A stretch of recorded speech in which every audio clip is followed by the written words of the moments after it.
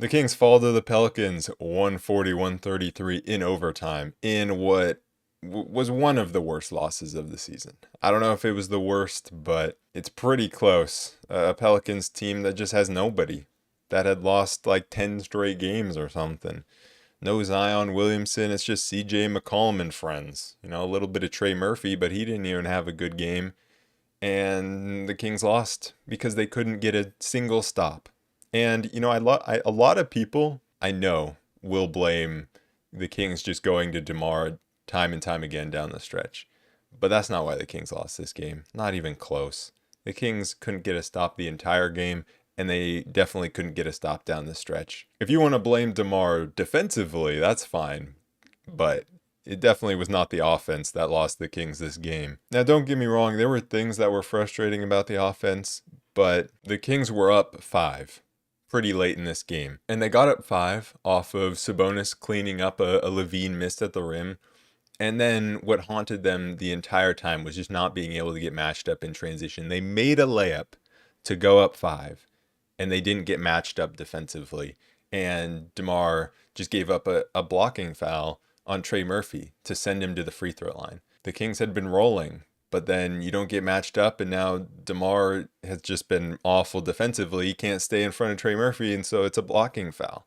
And so then the next possession, the Kings play some great defense, and then DeMar gets switched on to CJ McCollum, and another blocking foul.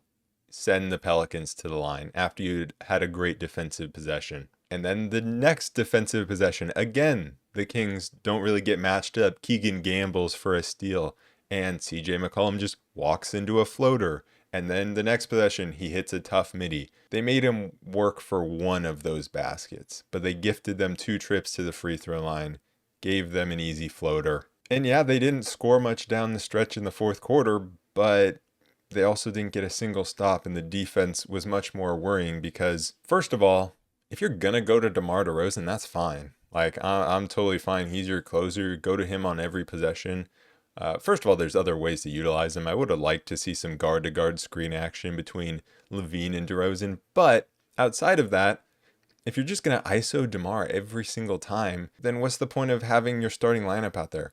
Why is Keon Ellis not in the game? And that's the biggest thing, where you give up 140 points to a Pelicans team that has 2 good offensive players on like the entire team, and Keon Ellis played 23 minutes in an overtime game. It doesn't make sense. And not only did Keon only play 23 minutes, Keegan played 36 minutes, which is nowhere close to what the other starters were playing.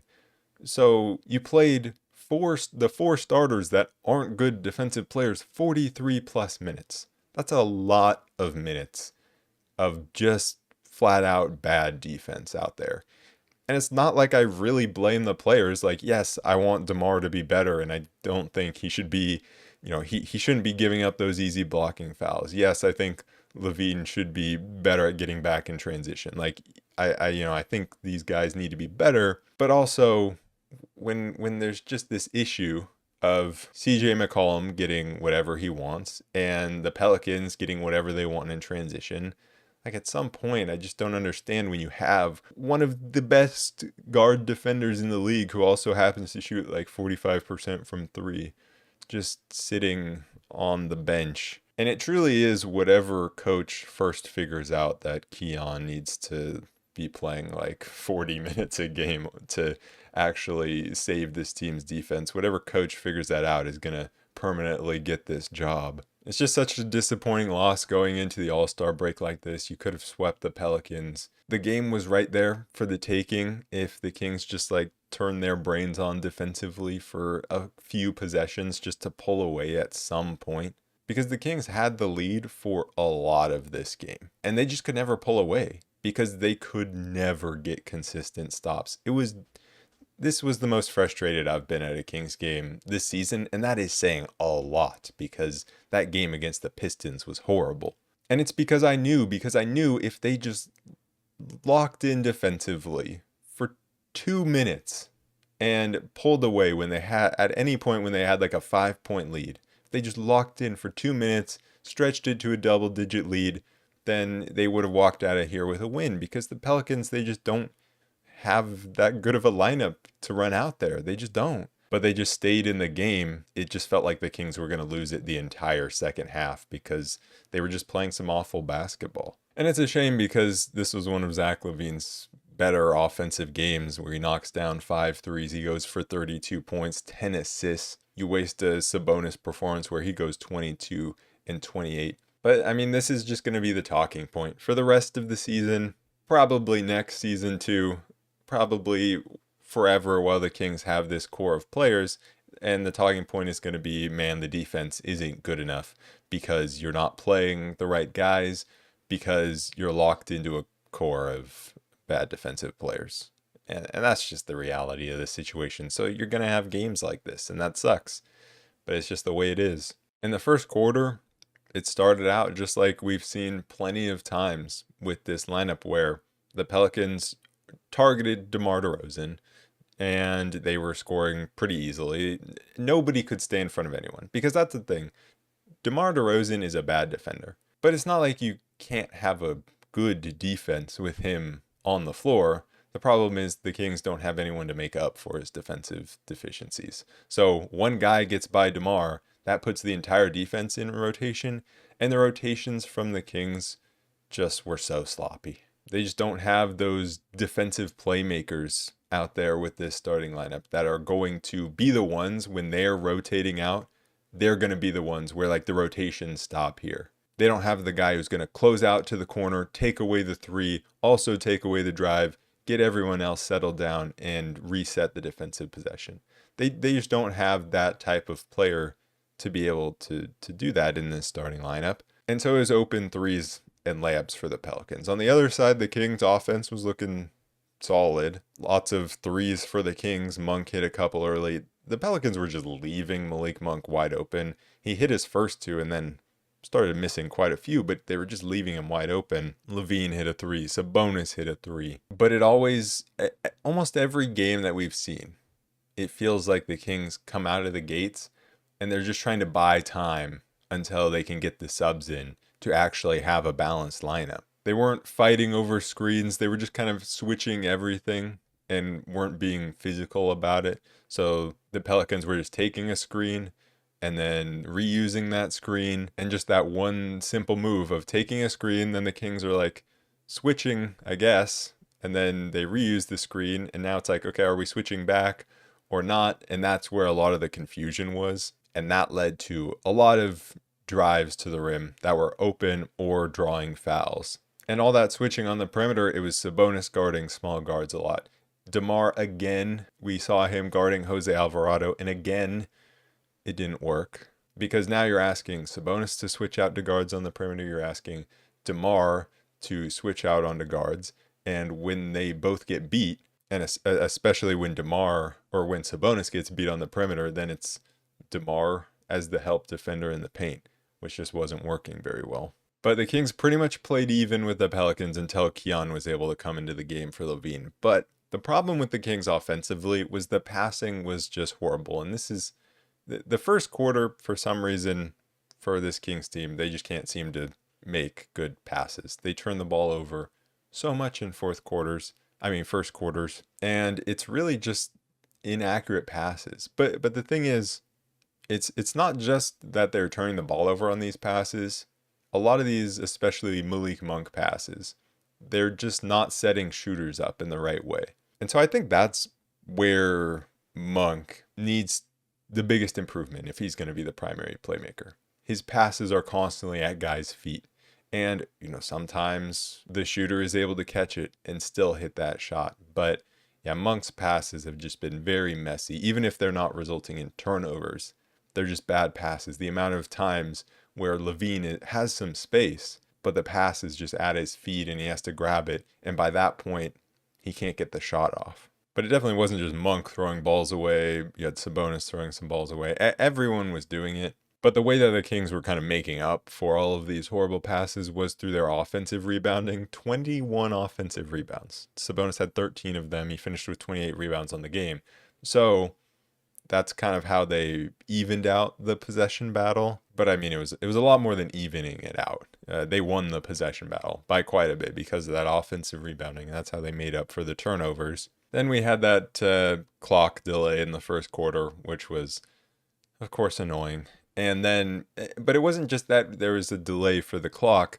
Then the clock continued to have issues and cost us a basket at the end of the first quarter, which was annoying. But when the bench unit came in, the Kings were trying to run everything through the post, mostly through Valanciunas, but Trey Lyles did get a mismatch kind of running in transition at one point. So they were trying to play everything through the post, which worked out on the first few possessions. And I thought Valanciunas came in and was giving some really solid minutes, both offensively and defensively. And so the Kings were able to take a 1-point lead going into the second quarter.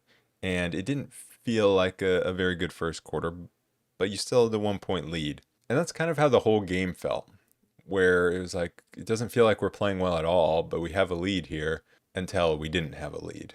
And so at no point did they kind of flip that switch. At the start of the second quarter, the Kings were kind of trying to do the same thing by running the offense through the post, but a lot of it was trying to get LaVine the ball into the post, and the offense just completely slowed down, and it just looked like they were taking forever to get into anything. Either trying to force it into the post, or when like LaVine would have the ball and they're coming to set a screen for him, it feels like they would play this little like cat and mouse game, like, "Ooh, am I going to take this screen? Am I going to take this screen?" And then he would just kind of stand there and kill like 5 seconds. And so the ball was just not moving. The Kings' assist numbers in this game are incredible. 38 assists on 49 baskets. That's great. And the defense, definitely the bigger problem. But that doesn't mean there wasn't problems offensively. And just because your assist numbers are high doesn't mean that the ball wasn't sticking at times, because it definitely was. And that led to some of the turnover problems. And so while the offense wasn't great with that bench unit, they did come in and do some good things. Lyles hit a 3, LaRavia hit a 3, Valanciunas hit a short little jumper. Also missed 2 free throws, so the bench still can't make free throws here, but they were still some solid minutes. Like LaRavia got a steal, and so it's not like the bench came in and was horrible. They definitely weren't, but there was just like this really frustrating hesitation with a lot of the passes. And this is just with the Kings as a whole. The ball doesn't move like it used to with the Kings. Whether it's Monk handling, LaVine handling, DeRozan handling, it doesn't really matter. Whoever it is, they're not just immediately getting off the ball and then everyone's moving. And honestly, this is kind of like, it's kind of like taking us back to earth as Kings fans, because we have been spoiled with really beautiful ball movement offense where the ball never sticks. Like this is what most offenses look like in the NBA. But it's just the Kings offense hasn't looked like this in quite a while, where it's one guy being the ball handler and taking forever to get into something. It feels like forever because we're so used to hitting Sabonis, and then everyone's cutting off that, and there's so much movement, and then there's a handoff and another pass. Like, we're so used to that, and it just feels like we're not seeing that at all. And so that's not to say that this can't work, because it's like we have good offensive players who can make it work and who can make things happen with the ball in their hands. And, you know, Monk can make things happen, and so can DeMar, and so can LaVine. Like, these guys absolutely have the talent to be able to do that, and that's why the Kings score 133 points, obviously. But it's just different, and I would like more ball movement, because the turnovers have been a problem with this team lately. So I just think when the ball is sticking less, guys get into a better flow, there's less turnovers, and those turnovers just turn into easy offense for the Pelicans, because where the Kings were at their worst was transition defense. Whether it was turnovers from the Kings or just like kind of forced missed shots at the rim, the Pels were running the other way, getting open looks. The Kings' transition defense was just flat out bad. And the Kings went down 7 in the second quarter, called a timeout. They came out, they responded with a quick little 6-0 run. You had Sabonis getting down low, getting a layup, getting an offensive rebound, getting another one. Malik made some nice defensive plays. He fell asleep, and his man kind of got away from him, but he recovered for a nice contest. Then he forced a turnover, got the Kings out and running for a Keon Ellis alley-oop slam. So a nice response there after the Pelicans had a 7-0 run there. Or not a 7-0 run, a 7-point lead, and the Kings responded with a 6-0 run. And even out of the timeout, the Kings continued their run, got it up to a 15-0 run. And LaVine was just cooking, hit a three, got a steal. The transition opportunity was not clean as it was multiple times, but the Kings got it done. And so it was a great 15-0 run. And that's where the Kings could have kept pulling away. But they didn't. And they didn't for a few reasons. One, like I mentioned before, the passing was not great. So many missed opportunities because of bad passes. But then also the transition defense. Guys just had to be more committed to getting back and getting matched up correctly. The amount of times that we just weren't matching up, the amount of times we weren't getting out to CJ McCollum or Trey Murphy, or nobody was picking up the ball. And it's not like we got punished every single time, but there were so many open looks. And so the Kings were still able to end the half with a 5-point lead because they were making shots, and Zach LaVine was playing super well offensively, both attacking the rim and he was hitting shots. But there was a play at the very end of the half where CJ just kind of went the full court and got by whoever the defender was. I think it was Keegan, and got a floater to cut it to 5 to end the half. And that will come back later because that was pretty much like the end of regulation play, except he missed. And so while, again, didn't feel like the Kings played well at all, they were still up 5. And so that's fine for a first half. You know, that it's not like we were all doom and gloom at the end of the first half. We didn't play well, but you're up 5, and now you just turn it on in the second half, right? But that's not what happened. The third quarter was really where it all fell apart and where the Kings couldn't get a single stop. The Pelicans were just getting inside so easily, snaking around these screens, drawing fouls, and the Kings just weren't very disciplined defensively. They were not defending without fouling, and the Kings had 4 fouls within the first 4 minutes of the third quarter. They allowed a couple offensive rebounds and didn't recover well off of those rebounds, but the offense was keeping up. I mean, there were some tough offensive possessions, like Sabonis tried to force in a couple bad passes, and then there was another turnover. So there were 3 pretty bad turnovers, but for the most part, the offense was okay because Keegan had a really nice attack for a layup, but mostly it was Zach LaVine hitting a 3, attacking in transition. But it just didn't feel like the Kings were playing like a team. On a defensive possession, Sabonis gambles for a steal, and the Pelicans get an easy look inside. And, he puts his hand up, and he's like, my bad. It's like, yeah, that was your bad. And then it would be the next possession, and DeMar would get beat. It's like, he puts his hand up, my bad. It's like, yeah, we know.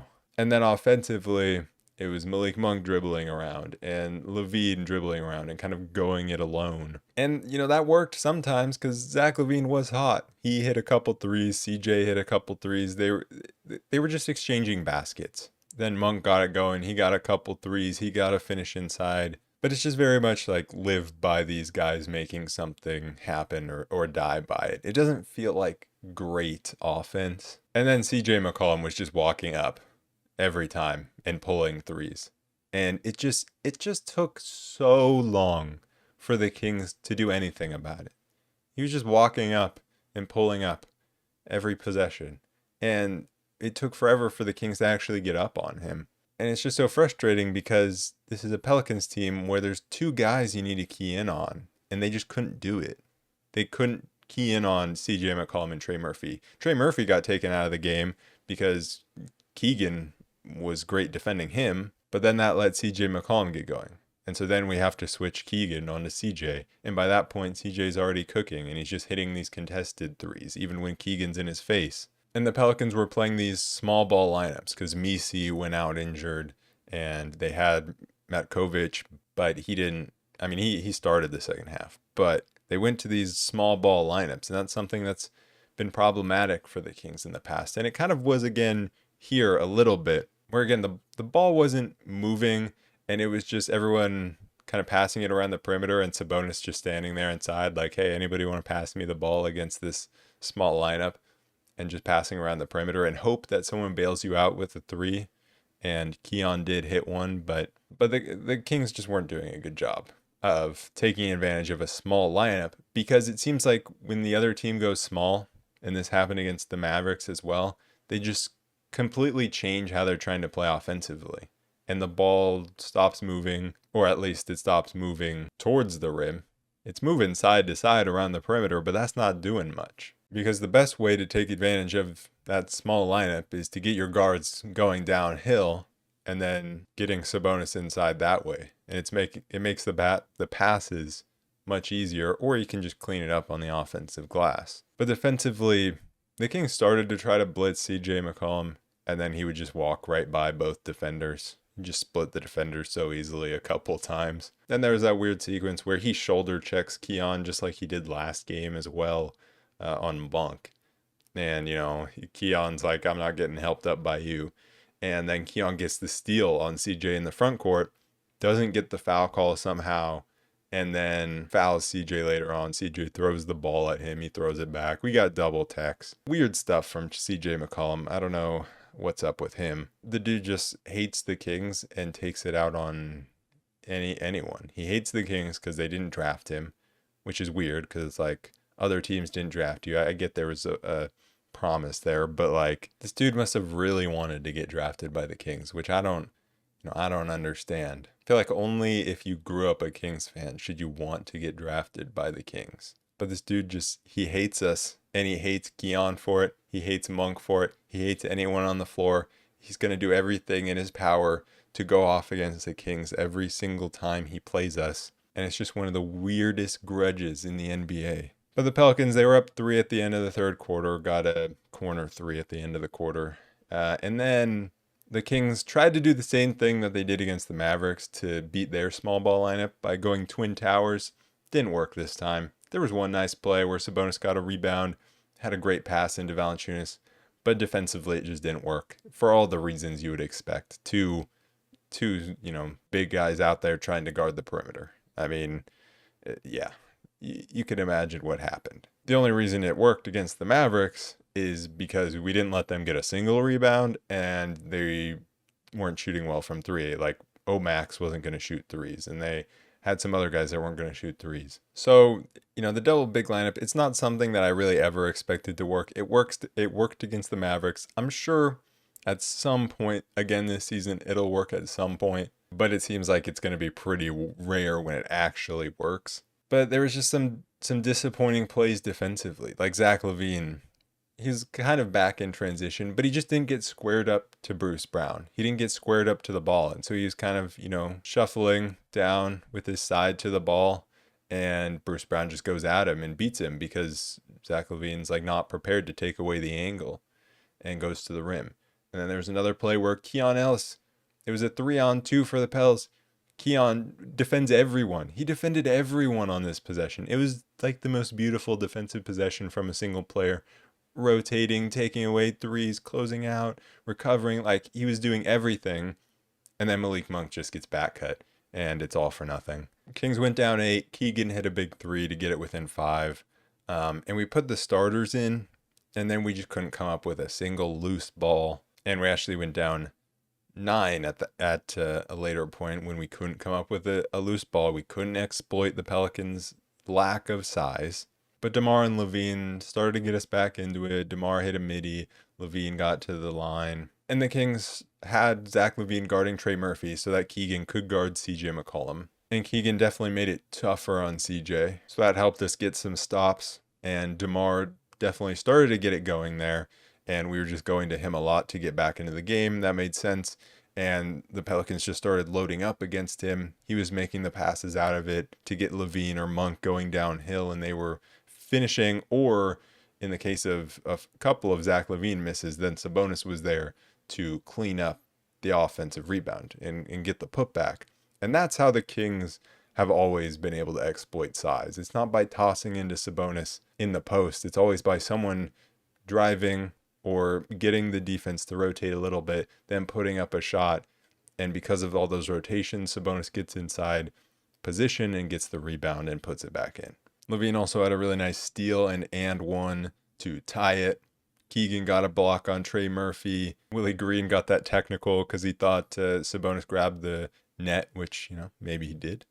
And the Kings went up 3 at that point, and they went up 5 after another putback by Sabonis. And at that point, you're just thinking the Kings should be able to put this away. But then, like I described earlier, you had the couple of fouls on DeMar, the couple of blocking fouls, and they split the free throws on both of those. But then the defense was so disappointing. Not getting matched up, letting CJ get whatever he wants, or fouling. And I understand people will be frustrated with the offense, with just DeMar taking these middies. Like, I get it when LaVine is cooking. I get it. But I'm comfortable with DeRozan stepping up in those moments and taking those shots. I would have liked to see guard-to-guard screen action, because we've seen that before. Because the Pelicans put in Javonte Green, and he was a much better defender against DeRozan. Actually get some muscle on DeMar. And so it would have been nice to see what the Pelicans' reaction was going to be if LaVine set a screen for DeMar. But look, I'll live and die by DeMar in the clutch. That's fine. What more annoys me is if you're going to just go to DeMar every possession, then what's the point of having Keon Ellis on the bench and you can't get a stop? And then it was a 1-point game. DeMar drove and didn't get the call inside. It definitely seemed like he got fouled, but no call. Pelicans go up 3 off the free throws with 10 seconds. The Kings could have fouled Javonte Green, but Malik Monk just didn't foul him. So that was frustrating. But then Monk got fouled. He hit them. Kings almost got the steal. I don't know why DeRozan was in for defense. That was a little weird to me. DeRozan kept staying in during offense-defense subs. I don't understand that. Because if that's like Jake LaRavia there, he might be able to pick that pass off. But then Sabonis got fouled, and he made the first, down 2, misses the second. Malik Monk comes flying in for the rebound. Third straight game where Malik has gotten a super important offensive rebound late in the game. And then Bruce Brown, I don't know what he was doing, fouls Malik, and Malik goes to the line, ties it up. Again, don't know why DeMar was still in the game defensively. Very odd decision making here. And CJ, very similar to what happened a couple of times, where at the end of the first half, he was able to go the length of the floor and get an easy floater. Not only that, though, at the end of the third quarter, Jake LaRavia pressed up way too much on, I think that was Jordan Hawkins, who then beat him and kicked to the corner for a Pelicans 3. So the Kings pressing up way too high at the end of 3 quarters and getting burned twice. And luckily, the one time they didn't get burned was the fourth quarter, so CJ missed it. But that was a very good look. I don't know what they're doing defensively, just letting guys get straight to the rim. And so the Kings, they bought themselves another chance. And then in overtime, it was just CJ show again, pull up 3. Then he hit a 3 in transition because DeMar didn't step up to him. Then got a wide open 3 off a screen because Keegan was late chasing around, and the Kings didn't have Keon Ellis in the game again. And I mean, the Kings scored 6 points in overtime, and McCollum scored at least 9. I don't know, maybe he scored some late, I can't even remember, but he got 3 threes early on, so outscored us there. Just such a frustrating game because there was just no defense being played, and we couldn't shut down one guy. And the thing is, the Kings shouldn't have been in a position to be in a close game down the stretch. They had so many opportunities to pull away if at any point they wanted to play any defense. Because once it gets to a close game down the stretch, then it's just whoever makes the shots and whoever misses the shots. It can be kind of random. Of course, it's not random, but when you're close down the stretch, you know, sometimes DeMar's going to make a couple of those shots. Sometimes he isn't. If he does, we win the game. If he doesn't, we lose the game. CJ hit his clutch shots, and so the Kings lose. But it shouldn't have come to that point, because throughout the game, the Kings had so many opportunities to be able to shut down some just awful Pelicans lineups. They were just throwing out the worst offensive lineups you could imagine and still killing us. Kings had 58 rebounds in this game to the Pelicans 45. The Kings took 20 more field goal attempts. They did take 13 less free throw attempts, but 20 more field goal attempts, and you can't beat this Pelicans team. And I didn't expect the Kings to beat the Pelicans all 3 times. And at the end of the day, when you look at it, it's 3-1 on the season series, and you'll take that.